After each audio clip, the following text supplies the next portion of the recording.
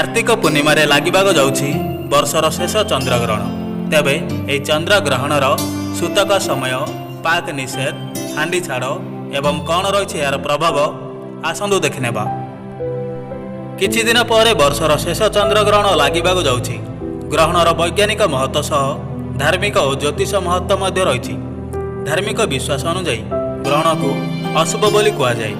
ग्रहण समय कौन शुभ कार्य करा जाए नहीं। ग्रहण समय घरे और मंदिर रे पूजापाठ आदि करा जाए नहीं। ग्रहण समय मंदिर द्वार बंद रहे। कार्तिक मास शुक्ल पक्षर पूर्णिमा तिथि अर्थात 19 नवेम्बर 2021 शुक्रवार दिन चलित वर्षर द्वितीय बा शेष चंद्रग्रहण लगे जाऊँगी। चलित वर्षर यह सबुठारु बड़ आंशिक चंद्रग्रहण हेब। भारतीय समय अनुसार 19 नवेम्बर शुक्रवार सकाल 11:34 रे चंद्रग्रहण आरंभ हेब, जहाँकि संध्या 5:33 रे शेष हेब। ग्रहण समय रे रोषेई पूजापाठ आदि करिबा उचित नुहे। यही समय रे भगवान को ध्यान करिबा उचित। ग्रहण पर स्नान करिबा दरकार।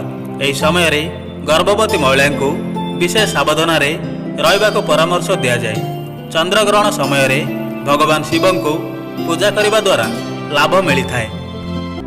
चंद्रग्रहण रे चंद्रमा प्राय 97% भाग लाल रंग रे देखा जिवो। यह आंशिक चंद्रग्रहण हेब, जहाँ भारतर आसाम और अरुणाचल प्रदेश रे किछि समय पई दृश्यमान हेब।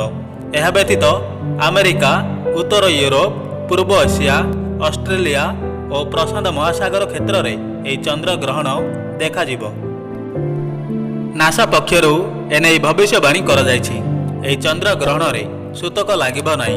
यह आंशिक दृश्यमान हेब, जेहेतु पौराणिक कथा अनुଯାयी केवल संपूर्ण चंद्रग्रहण रे सूतक नियम पालन करा जायଥାଏ।